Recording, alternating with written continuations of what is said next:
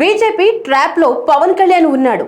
టీడీపీతో పొత్తుని పొసగనివ్వరు అంటూ జనసేనానిపై దాడి చేసిన వాళ్ళకి వాళ్ళ మైండ్ బ్లాక్ అయ్యేలా రాజమండ్రిలో తెలుగుదేశంతో కలిసి వెళ్తానంటూ పవన్ చేసిన ప్రకటన రాజకీయంగా తెలుగు రాష్ట్రాల్లో ముఖ్యంగా ఆంధ్ర రాజకీయాల్లో సంచలనం సృష్టించింది. రాజకీయ చదరంగంలో ఎత్తులు పై ఎత్తులు పొత్తులు చకచక మారిపోతుంటాయి. ఎప్పుడు ఏం జరుగుతుందో తెలియని పరిస్థితి. ఏపీలో చూస్తే ఏ రోజు ఏం జరుగుతుందోనన్న ఆసక్తి దేశవ్యాప్తంగా నెలకొంది. నిన్నటి వరకు బీజేపీతో ఉన్న జనసేన ప్రస్తుతం కటీఫ్ చెప్పేందుకు సంకేతాలు వస్తున్నాయి. పవన్ కళ్యాణ్ వైఖరిలో మార్పు ఆ పార్టీతో తెగదింపులు చేసుకునేందుకు సంకేతాలుగా భావిస్తున్నారు. రానున్న కాలంలో ఇంకెన్ని మార్పులు జరుగుతాయో చూడాలి. మొత్తంగా జనసేన బీజేపీ మధ్య దూరం పెరిగినట్టే. దీనిపై ఈరోజు స్పెషల్ స్టోరీ మీకోసం. నేను Shanti. Welcome to Deeksha media. BJP కలిసి రాదన్న సంకేతాలతో తెలుగుదేశం శ్రేణిలో మంచి జోష్ నింపుతుంది. తెలుగుదేశం పార్టీ అధినేత చంద్రబాబు నాయుడు అరెస్టు తర్వాత పరిణామాల్లో రాష్ట్ర రాజకీయాల్లో కీలక పరిణామాలు చోటు చేసుకుంటున్నాయి. చంద్రబాబు అరెస్టు వెనుక బీజేపీ ప్రమేయం ఉందన్న అనుమానాలు క్షేత్రస్థాయి నుంచి టీడీపీ శ్రేణిలో బలంగా వేళ్లునుకుని ఉన్నాయి. ఈ నేపథ్యంలోనే పవన్ కళ్యాణ్ తో పాటు ఆ పార్టీకి చెందిన కీలక నేతలు సైతం జనసేన, టీడీపీ, బీజేపీ పార్టీలు కలిసి పోటీ చేస్తాయని ప్రకటించారు. ఈ విధమైన ప్రకటనలతో తమకు జనసేన మద్దతు ఇస్తుందన్న ఆనందం కంటే తమ అధినేతను ఇబ్బందులు పాలు చేస్తున్న వైఎస్ఆర్సీపీకి తెర వెనుక సహకారం అందిస్తున్న బీజేపీతో కలిసి పోటీ చేయాల్సి ఉంటుందన్న భావనను అధిక శాతం టీడీపీ శ్రేణులు జీర్ణించుకోలేకపోతున్నాయి. ఈ తరుణంలో అవనిగడ్డ సభలో పవన్ కళ్యాణ్ వ్యక్తపరిచిన అభిప్రాయాలు టీడీపీ శ్రేణులను ఆనందంలో ముంచెత్తాయి. రాష్ట్ర ప్రయోజనాల కోసం జనసేన, టీడీపీ కలిసే వెళ్తాం.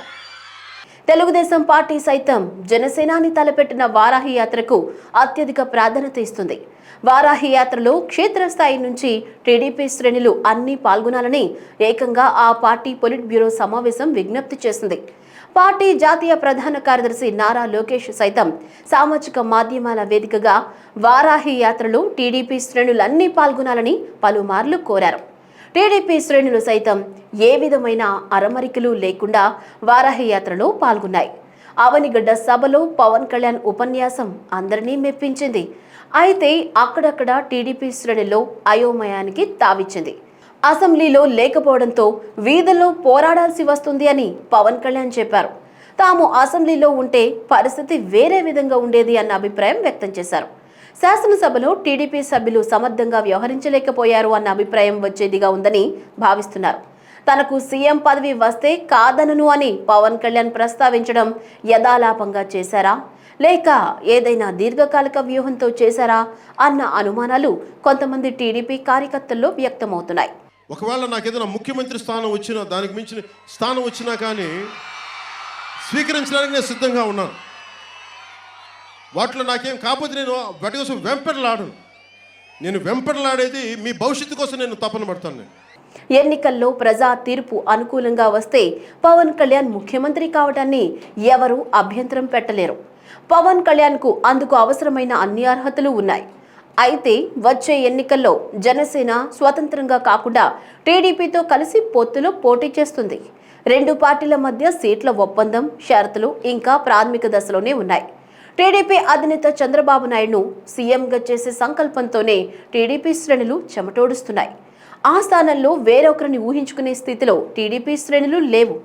ఈ విధమైన వాతావరణం నెలకొన్న సందర్భంలో పవన్ కళ్యాణ్ వ్యాఖ్యలతో టీడీపీ శ్రేణులు ఒకంత అయోమయానికి గురయ్యాయి. ఇరు పార్టీల మధ్య అధికార మార్పిడి ఏదైనా జరిగిందా అన్న అనుమానాలు వ్యక్తమవుతున్నాయి. ఈ విధమైన అనుమానాలు, సందేహాలకు చెక్ పెట్టాల్సిన బాధ్యత ఇరు పార్టీల పైన ఉంది.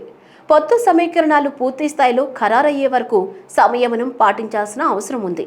లేని పక్షంలో పలు అనుమానాలు, అపోహలు, అపార్థాలు చోటు చేసుకునే అవకాశం ఉంది. ఈ వీడియో గనుక మీకు నచ్చినట్లయితే సబ్స్క్రైబ్ చేయండి, లైక్ చేయండి, షేర్ చేయండి. మరిన్ని అప్డేట్స్ కోసం బెల్ ఐకాన్ని క్లిక్ చేయండి.